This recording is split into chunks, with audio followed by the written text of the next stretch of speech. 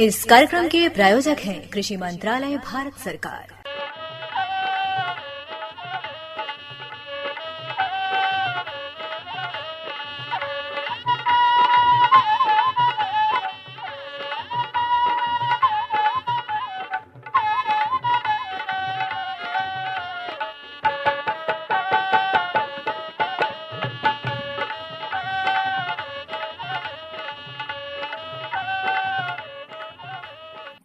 अरे अरे अरे क्या कर रहा है? इधर इधर इधर, हम बोल रहे हैं तेरे बीजू का। कुतला बोल रहा है? पक्षियों से तो हम खेत को बचा लेते हैं, पर इन घातक रसायनों से कैसे बचाएं? मतलब? देख बेटा, तू जो ये अंधाधुंध रसायन मिलाता है ना, मिट्टी की सेहत बिगड़ने लगी है। और जब माटी ही कमजोर पड़ जाएगी तो उपज कैसे सेहतमंद होगी? अरे पहले ऐसा नहीं था। पूछना अपने बड़े बुजुर्गों से, कैसे फसल लहलहाती थी, शुद्धता झलकती थी। हाँ, माटी भी तंदुरुस्त और लोग भी। अब पहली वाली बात कहाँ?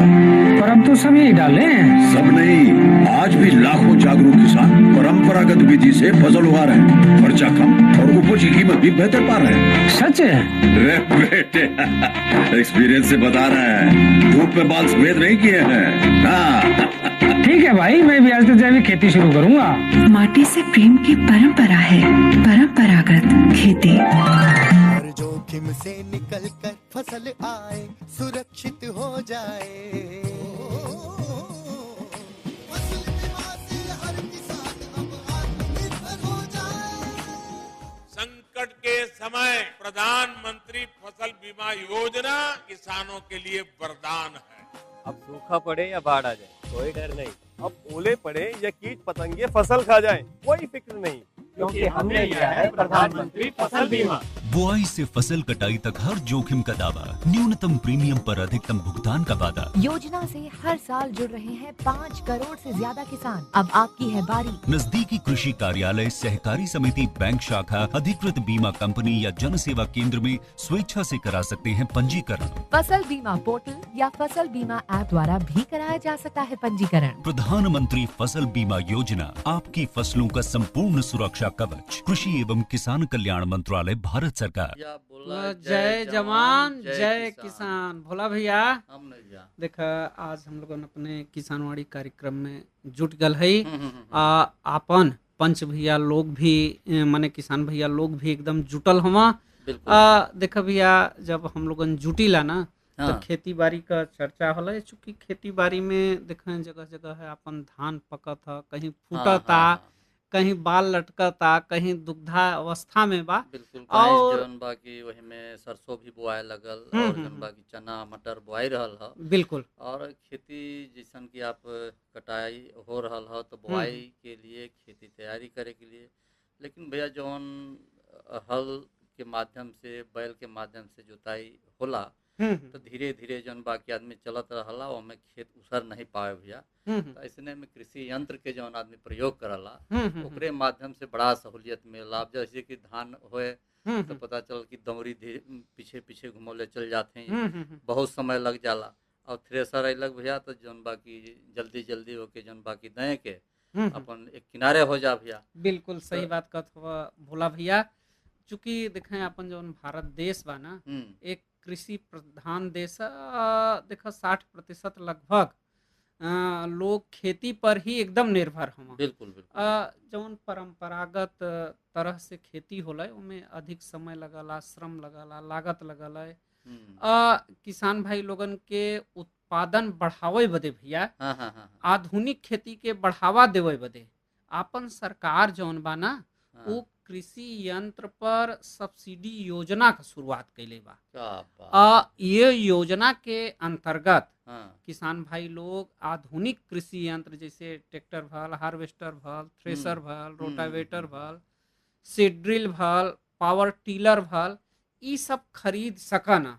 और सरकार उनके ए पर सब्सिडी दिला। बिल्कुल बिल्कुल। चाहे तो जितना भी स्प्रिंकलर वगैरह के बात है, बौछारी सिंचाई के हो चाहे टपक सिंचाई के बात है, एकर भी जौन यंत्र है वो पर भी भैया। बिल्कुल।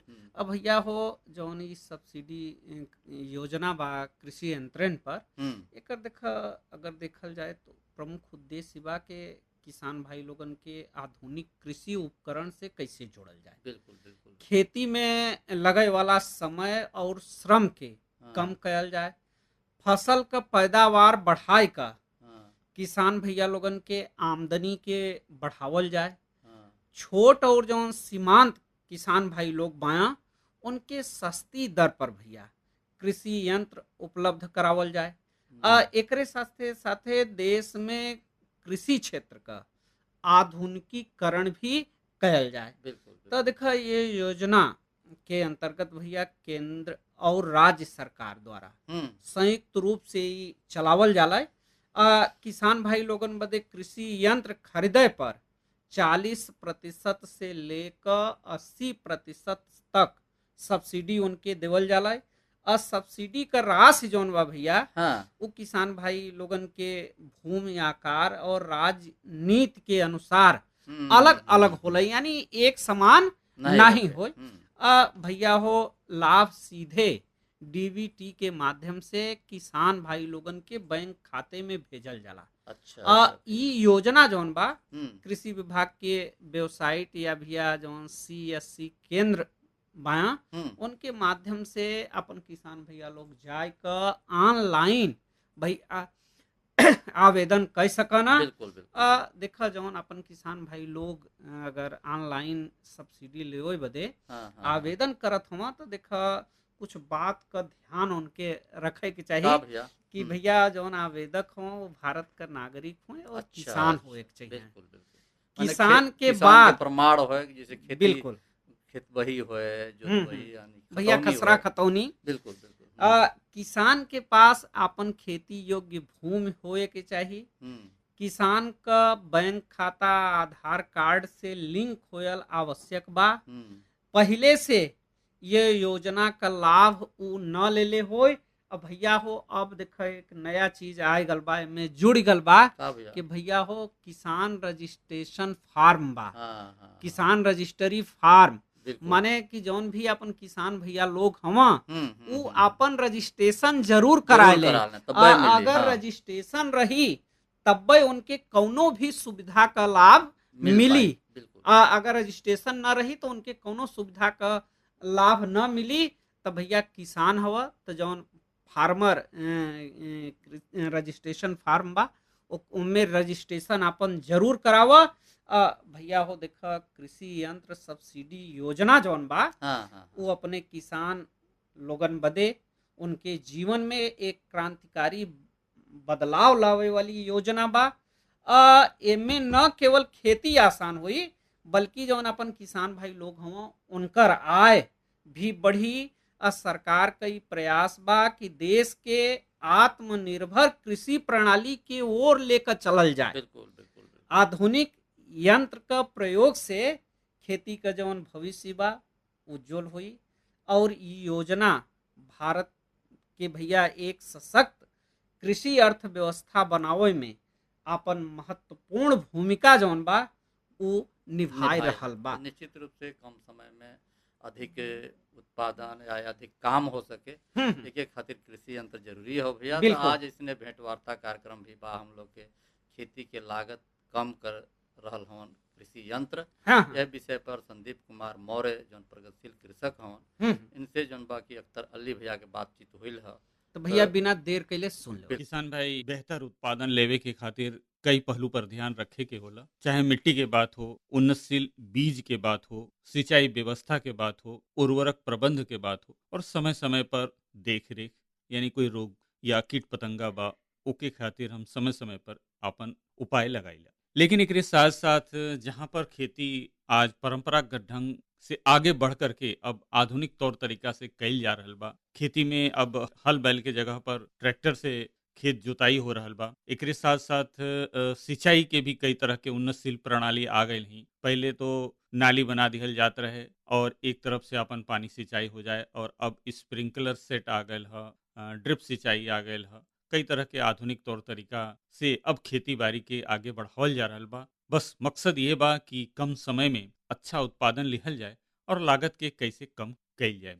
एकरे खातिर कृषि यंत्र के प्रयोग के बात आवेला। कृषि यंत्र के प्रयोग के बढ़ावा देवे के खातिर सरकार के भी तरफ से कई तरह के योजना चलावल जा रहल बा और उ योजना से जुड़ करके बहुत से अपने किसान भाई अब कृषि यंत्र के प्रयोग अपने खेती बाड़ी में करे लगल हुआ। ऐसे ही एक प्रगतिशील युवा कृषक हुआ रॉबर्टसन ब्लॉक के मानपुर से संदीप कुमार मौर्य जी। आप भी खेती बहुत दिन से करत हुआ, लेकिन अब अपने खेती में कई तरह के कृषि यंत्रन के प्रयोग करे लगल हुआ। आपसे हम लोग जानल जाई कि सब कृषि यंत्र कैसे आपके मिलल और एकर का फायदा आपके दिखाई दे रहल बा। तो संदीप भाई, सबसे पहले तो अपने किसान वाणी कार्यक्रम में आपके बहुत बहुत स्वागत बा। का कहे चाहिए खेती में कृषि यंत्र के प्रयोग करे से कितना फायदा आपके बुझा रहल बा? देखें किसान भाई, आज के समय में आज जौन खेती बहुत महंगी हो गईल बा और लेबरन का इतनी समस्या बा आदमी जन का कि अगर आप अपने काम बदे दूसरे पर अगर आश्रित रहिहन तो आपका खेती में आपका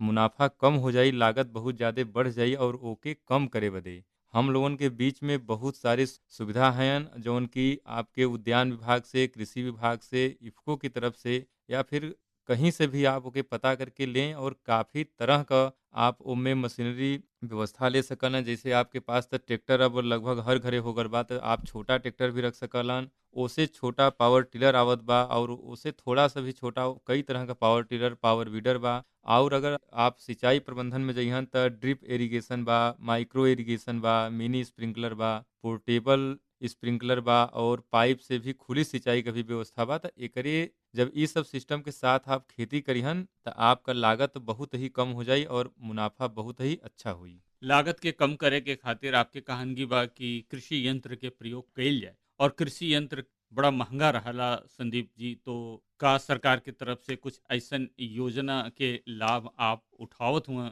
जैसे कि वो यंत्र हम लोग खरीदल जा सके और अपने खेती में प्रयोग कइल जा सके? देखें किसान भाई, हर यंत्र के पीछे भारत सरकार के द्वारा और उत्तर प्रदेश सरकार के द्वारा हमहन के सब्सिडी मिलला किसानन के। तो एकर जवन योजना आवला किसान भाई लोग हर 3 से 4 महीने पर एक बार ऑनलाइन एकर फार्म भराला, एकर टोकन निकलला। अच्छा। आप अपने जवन आपके यंत्र लेवे के बा ओकर आप टोकन का धनराशि जमा करिहन और आपका टोकन निकली। अगर आपका उनमें नाम आए जात ह तब आपन आप यंत्र खरीद लें। अगर आपका नाम नहीं आवत है, आपके यंत्र का आवश्यकता है, जी। तब भी आप यंत्र खरीद लें। काहे से हो सकला कि अगले बार आपका नाम आ जाए तो आप लोग खरीद के काम करें। और हर यंत्र पर 50 से 60% और कुछ सिंचाई वाले सिस्टम पर 80 से 90% तक का सब्सिडी बा। आप लोग एक विभाग में पता करें और एकर बहुत अच्छा ही आप लोग अपने खेती में कर लाभ उठावें। तो संदीप जी, आप कौन कौन कृषि यंत्र के प्रयोग करत हूँ अपनी खेती बाड़ी में?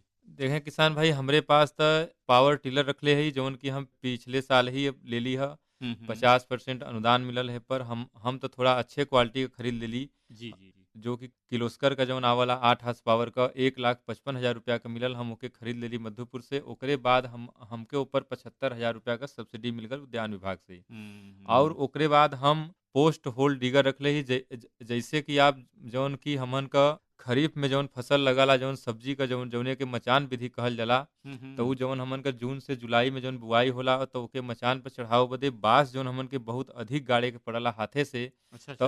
तो बांस के आसानी से और बहुत जल्दी के मतलब गड्ढा खनने बदे हम एक पोस्ट होल्ड डिगर का नाम मशीन का ऊ रखले हई। और ये पर लगभग हमें 70% वो समय सब्सिडी मिल रहा और मशीन हमारे लगभग 10-11 हजार का ही पड़ रहा। काफ़ी अच्छी मशीन है और भारत में निर्मित मशीन है और काफ़ी अच्छी मशीन है। आप ऐसे 1 मिनट में लगभग 10 गड्ढा खन सकलन। बहुत तेजी से कार्य करला और आपका काम भी बहुत अच्छे से हुई और गहराई तक 3 से 4 फीट भी गड्ढा आप ऐसे खन सकन ताकि आपका जो सब्जी चढ़ियन वो मचान पर काफ़ी मजबूती से टिकल रही। और सिंचाई की अगर बात कल जाए तो आप लोग ड्रिप इरिगेशन लगवावें और मिनी स्प्रिंकलर लगवावें। ए पर 80 से 90% उद्यान विभाग सब्सिडी पूरी तरह से किसानन के देवे के तैयार है। जी, यानी कहे के मतलब कि पावर टिलर बा, पोस्ट होल्ड डिगर के भी चर्चा कैले आप, और ड्रिप और बौछारी सिंचाई, स्प्रिंकलर, ये सब तो आपके यहाँ है ये बा। अभी आप पोस्ट होल्ड डिगर के चर्चा करत रहला, तो का ई कैसे चलल? आदमी अपने ताकत से या एमे कुछ पावर भी देवे के पड़ेला? नहीं, पोस्ट होल्ड डिगर जौन मशीन बा पूरी तरह से बहुत ही अच्छी मशीन भारत में निर्मित है। एमे बहुत कम मतलब एकर मेंटेनेंस खर्चा भी कम कम है। पेट्रोल चलित 4 स्ट्रोक इंजन है और ओके अच्छा, हाथ से अच्छा। जैसे जैसे स्प्रेयर मशीन आवाला हाँ, हाँ, तो हाँ, हाथ से आप के स्टार्ट कर दिहन आप उनमें क्लच एक्सीलेटर वगैरह सब चीज फिट है। आप बस ओके दबाइहन आपका गड्ढा तैयार हो जी। आपके जितना गहराई में चाहिए उतना आप ओके गड्ढा तैयार कर जाए और एक आदमी पीछे से रख लेन फटाफट बांस में खड़ा करके आप अपन गड्ढा का भराई कर दिहन। आपका जौन काम 2 दिन में होए के हो आपका 2 घंटा में हो जी। ताकि अच्छा। जौन जुलाई अगस्त के जून जुलाई में जौन मौसम खराब रहला तो हमन के गड्ढा खनने का मौका जल्दी नहीं मिल पावला। जी, तो अगर जेकरे पास मशीन बा तो उ बहुत जल्दी से अपन मचान तैयार कर ले और उसमें के खेती इतनी जल्दी करे के होला कि मौसम न बिगड़ जाए और आदमी धान के भी खेती करलन तो समय कम मिलेला सब्जी में मेन पीक सीजन में। जब आप मशीन रख लिहन तो काफी आगे आपके जल्दी विकास हुई। बिल्कुल आप सही कहलें कि प्रतिकूल मौसम में भी आप अपने खेती बाड़ी के जोन बा कि आगे बढ़ा सकेलन और कृषि यंत्र के प्रयोग के ये मंशा बा कि हम हर समय पर यानी जब हमार ए समय जरूरत बा तो हम आपन खेती के आगे बढ़ा सकीला। बड़ा अच्छा आपके सुझाव सलाह बा कि ई यंत्र अगर अपने किसान भाई अपने पास रख लें तो मचान बनावे में उनके मदद मिली। जो आपके पावर टिलर बा उससे आप कौन कौन काम लेलन? पावर टिलर से देखें किसान भाई जैसे आप इस समय हमन के सोनभद्र में पावर टिलर बहुत ज्यादा लोग ले ले हैं। लगभग लगभग सबके सब्सिडी में भी मिल गल बा। और जने जे लेवे के बाद ले ले सब्सिडी तो मिली जाई। जी।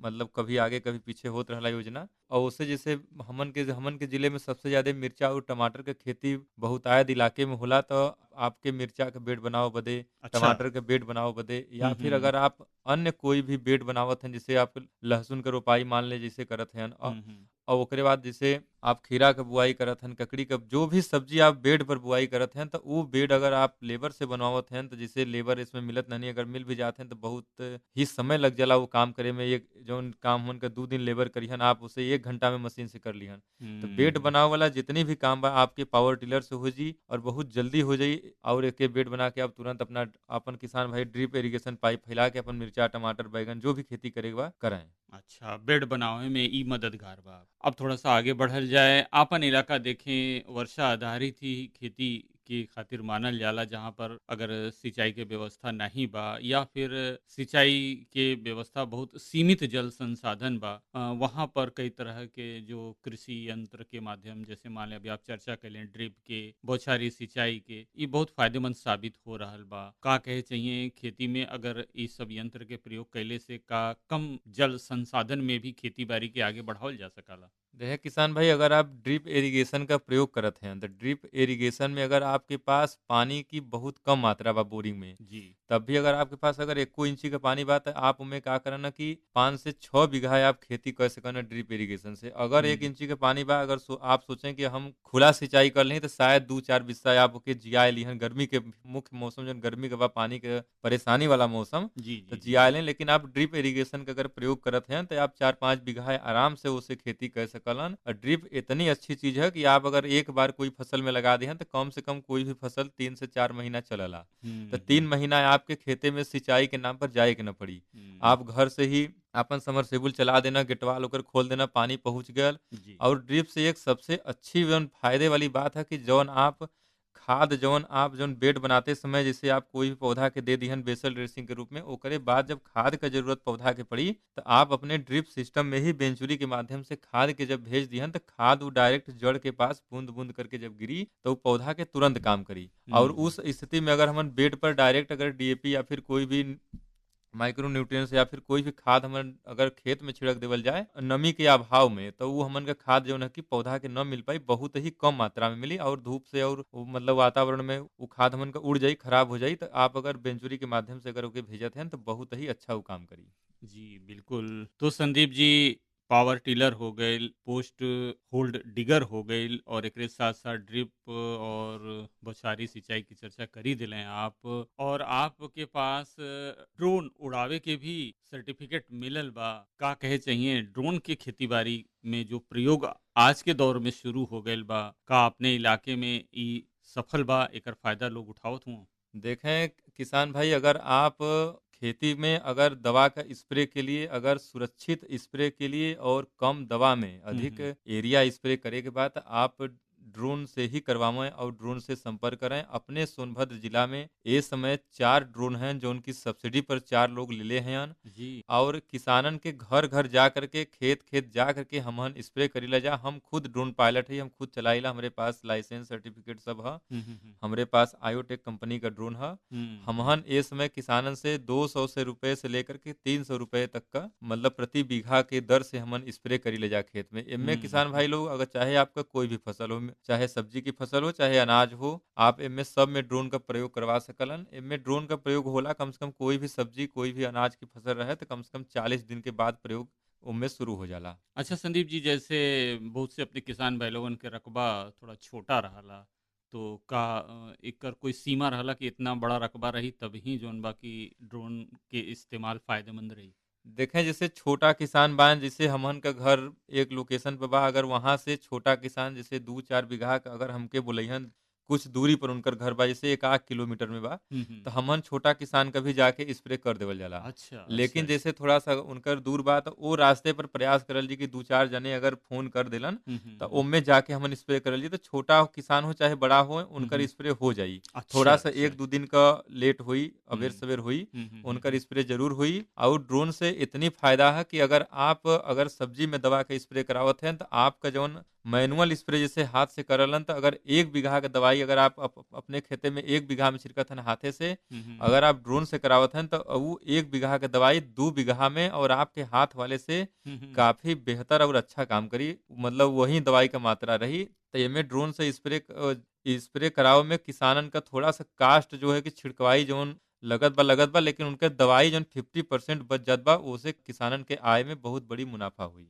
संदीप जी, जैसन कि अभी आप कहलें कि अपने जिला में 4 ड्रोन आ गइल बा, और अगर कोई भी किसान भाई लोगन के जरूरत महसूस हो कि हम अपने खेत में ड्रोन के प्रयोग करी, तो वो कहाँ से संपर्क कर सकेलन?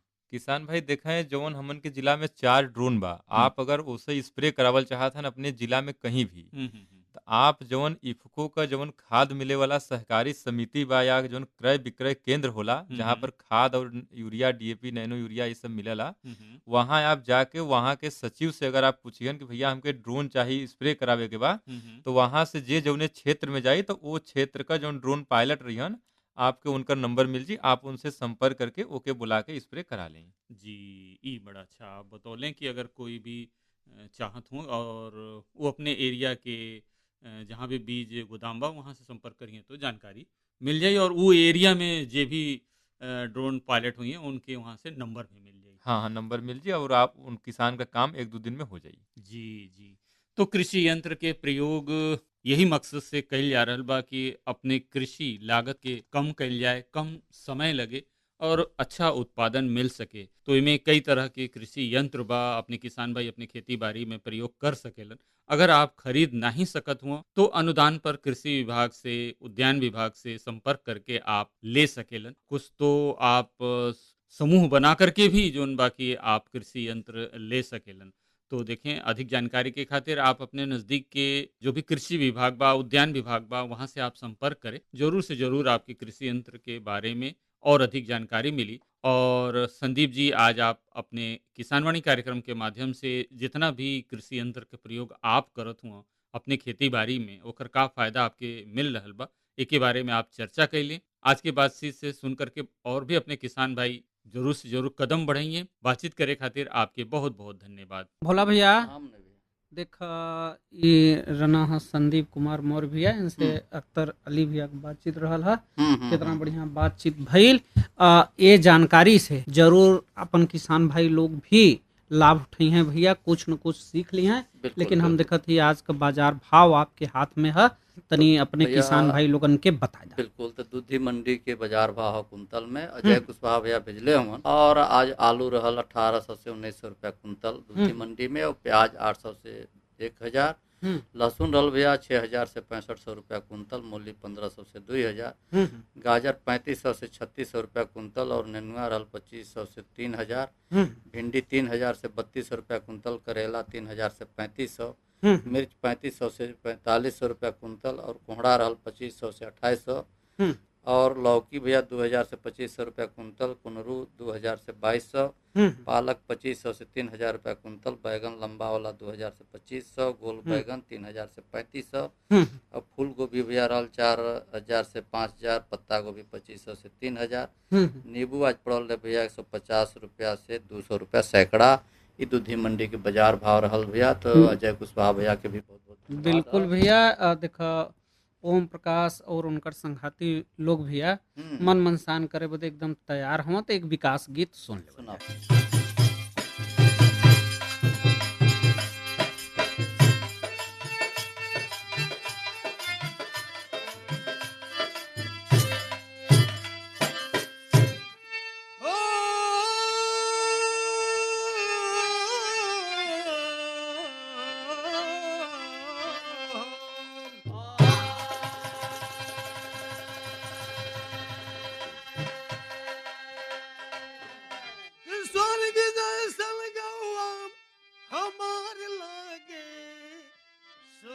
चनिया से मटिया प्यार लागे,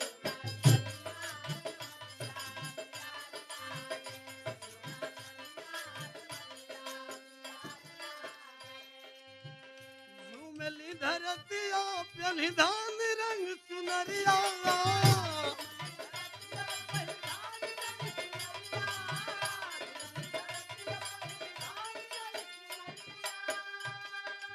खेत खेत पनिया जुटावले नहरिया,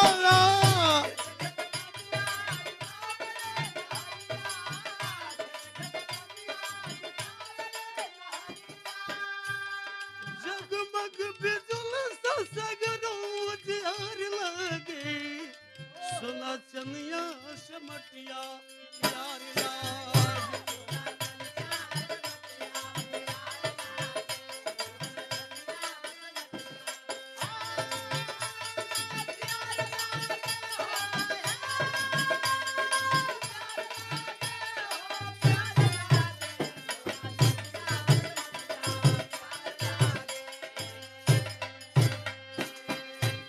मवा बौरी गईले महुआ कुजाई,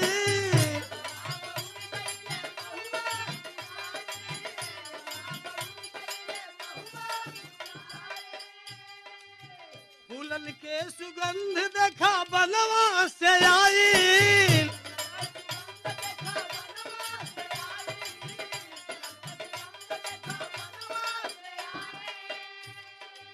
और मल भवल लदयागा किनारे लगे, सोना चनिया से मटिया प्यार लागे।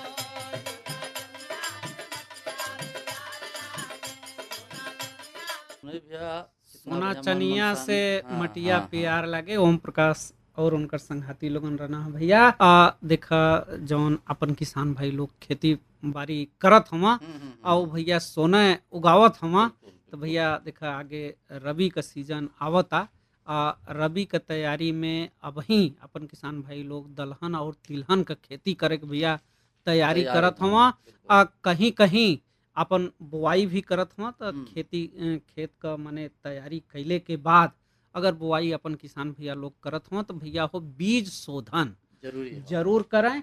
बीज शोधन करके अगर बुआई करिहा तो निश्चित बा के उनके उत्पादन बढ़िया मिली। अब देखा धीरे धीरे अपने कार्यक्रम को जो समय बा भोला भैया हो चलल हा। अपने किसान भैया लोगन से विदा लेही जा। अगली बैठकी में फिर अपने किसान भाई लोगन से मिलल जाई एक नई जानकारी के साथ। तो चले के तो भैया बोला जय जवान जय किसान।